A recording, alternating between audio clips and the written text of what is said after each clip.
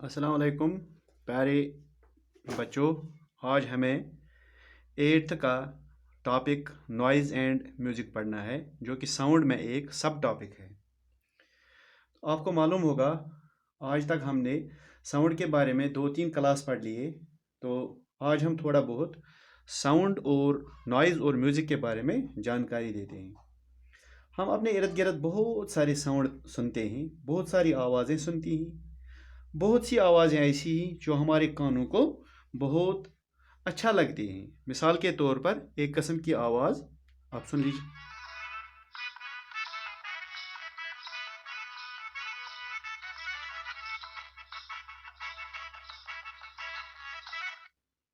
तो इसी तरह एक और आवाज़,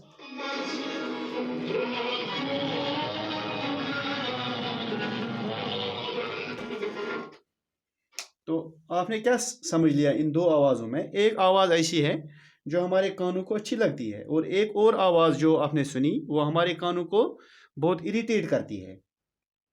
कभी कभी हमारे कानों को ऐसी आवाज़ आती है जो हमें इरिटेट करती है। इसके लिए मैं कुछ आपको एग्जांपल्स दे दूंगा। मिसाल के तौर पर हम एक कंस्ट्रक्शन वर्क देखते हैं। कंस्ट्रक्शन साइट, वहां से जो आवाज़ निकलती है वो हमारे कानों को इरिटेट करती है। The sound coming from a construction site irritates our ears, यानी हमारे कानों को इरिटेट करती है, हमारे कानों को तकलीफ पहुंचाती है। इसी तरह हॉर्नस, जो गाड़ियां हॉर्नस बजाते हैं, या जो बसेस होती हैं, या ट्रक्स जो हो, या अदर व्हीकल्स जो होती हैं, उनसे जो आवाज़ें निकलती हैं, शोर उसको कहते हैं, तो वो हमारे कानों को क्या करते हैं, इरिटेट करते हैं। इसी तरह जो गन शॉट्स होते हैं, गन शॉट्स, इसी तरह बॉम्ब होते हैं, या क्रैकर्स जो होते हैं, उनकी जो आवाज़ें होती हैं वो हमारे कानों को तकलीफ पहुंचाती हैं। तो इन सारी साउंड्स को, इन सारी आवाज़ों को हम किस में कहेंगे? This is noise, this is noise. तो नॉइज की हम अगर डेफिनेशन लिखेंगे, नॉइज की हम अगर डेफिनेशन लिखेंगे तो कैसे लिखेंगे हम नॉइज की डेफिनेशन? देखिए, नॉइज की हम डेफिनेशन लिखते हैं। Noise, a pleasing and unpleasing sound, an unpleasing sound, जो अनप्लीजिंग होता है टू आवर ईयर्स, जो हमारे कानों को अनप्लीज करता है। ऑन द अदर हैंड, अगर हम दूसरी तरफ देखेंगे, हम आवाज़ सुनते हैं म्यूजिकल इंस्ट्रूमेंट्स की, हम आवाज़ सुनते हैं बहुत सारे म्यूजिकल इंस्ट्रूमेंट्स की। मिसाल के तौर पर सितार की आवाज़ हम सुनते हैं, गिटार की आवाज़ हम सुनते हैं। इसी तरह बहुत सारे म्यूजिकल इंस्ट्रूमेंट्स, वायलिन है, उसकी आवाज़ हम सुनते हैं। तो ये आवाज़ हमें, हमारे कानों को बहुत खुश लगती है, हमारे कानों को बहुत अच्छा लगती है।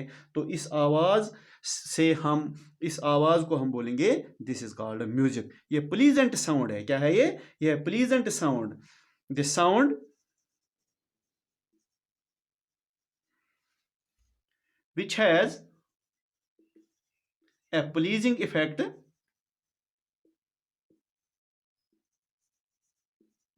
on our ears is called music. इसको हम म्यूजिक बोलते हैं। यानी वो साउंड जो हमारे कानों को अच्छा लगता है, जो हमारे कानों को इरिटेट नहीं करता है, इसको हम बोलते हैं ये है म्यूजिक। देख लीजिए, आपको मालूम होगा बच्चों कि हम साउंड वे, या साउंड जो है, इसको नापते हैं डेसिबल्स में। ये आपको मालूम है, डेसिबल्स में इसको नापते हैं। तो जो हम आवाज़ 10 डेसिबल वो हमारे कानों को अच्छी लगती है, 30 डेसिबल वो भी हमारे कानों को अच्छी लगती है, 60 डेसिबल वो भी हमारे कानों को अच्छी लगती है, 70 डेसिबल आवाज़, 70 डेसिबल आवाज़ ये एक बिजी ट्रैफिक की होती है, बिजी ट्रैफिक की। तो ये हमारे कानों को अच्छी नहीं लगती है। इससे अलावा आवाज़, अगर हम म्यूजिक की आवाज़ भी इस ऊंचाई से सुनेंगे, हम अगर म्यूजिक की आवाज़ को ज़्यादा ऊंचा रखेंगे तो वो भी हमारे लिए फिर शोर बन जाती है, वो भी हमारे को अच्छा नहीं लगता है, वो हमारे कानों को इरिटेट करता है, उससे हमारे कानों में ये आवाज़ ठीक नहीं लगती है, तो हम उसको भी फिर शोर की कैटेगरी में डालते हैं। अब आपको समझ में आ गया होगा शोर किसको बोलते हैं और म्यूजिक किसको बोलते हैं। हम दो तीन डिफरेंसेस इसके लिखेंगे, म्यूजिक और नॉइज की दो तीन डिफरेंसेस लिखेंगे। यहां पर लिखेंगे म्यूजिक, यहां पर लिखेंगे हम नॉइज। तो इसकी थोड़ी बहुत डिफरेंस लिखेंगे ताकि आपको अंडरस्टैंड हो जाएगा। It has a pleasing effect on the years, music, it has a pleasing effect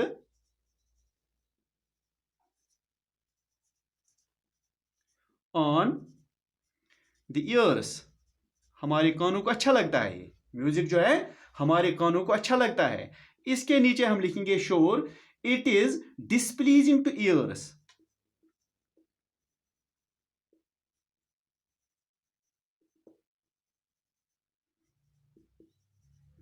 हमारे कानों को अच्छा नहीं लगता है ये।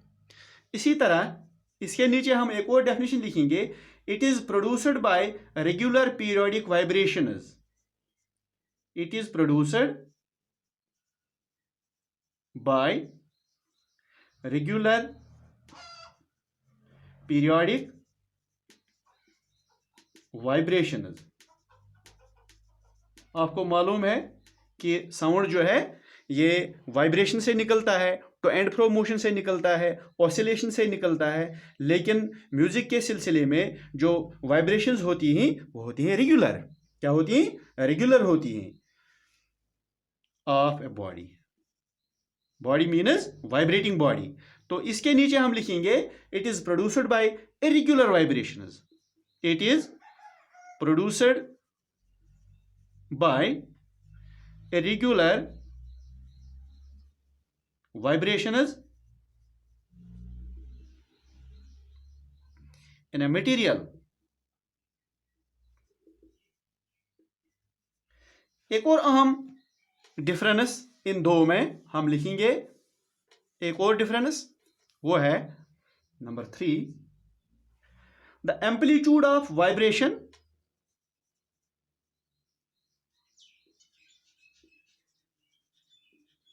of a vibration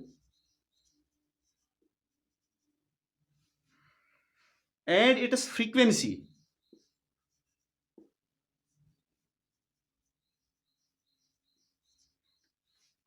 do not change suddenly।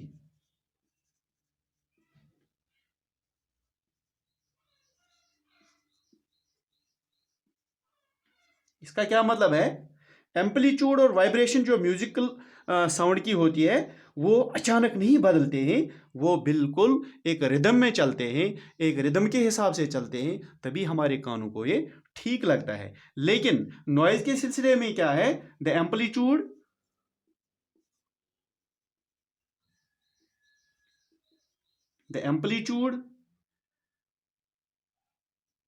And frequency of vibration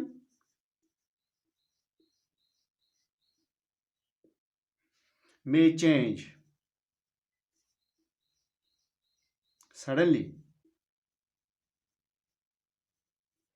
ये सडनली चेंज हो जाते हैं, तभी ये ठीक नहीं लगते हमारे कानों को। नॉइज़ जो है हमारे सेहत के लिए बहुत ही मुज़र है, हमारे सेहत से इस पर हमारी सेहत पर इसके बहुत बुरे असरात पड़ते हैं।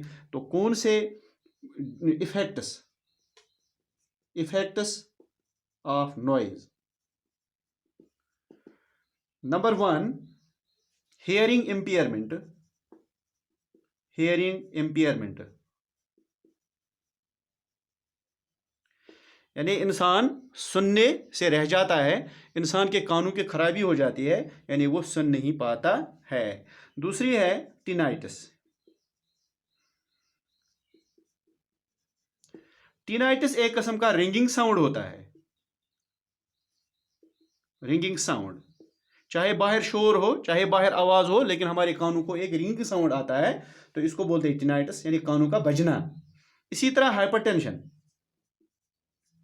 हाइपरटेंशन, इसी तरह है स्लीप डिस्टर्बेंस।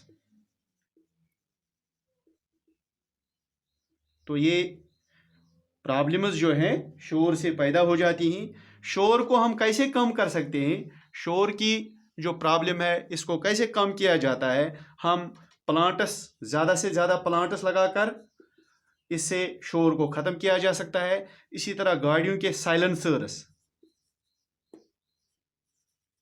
साइलेंसर्स लगाकर शोर को काबू में किया जाता है। Thank you. This was all about noise and music.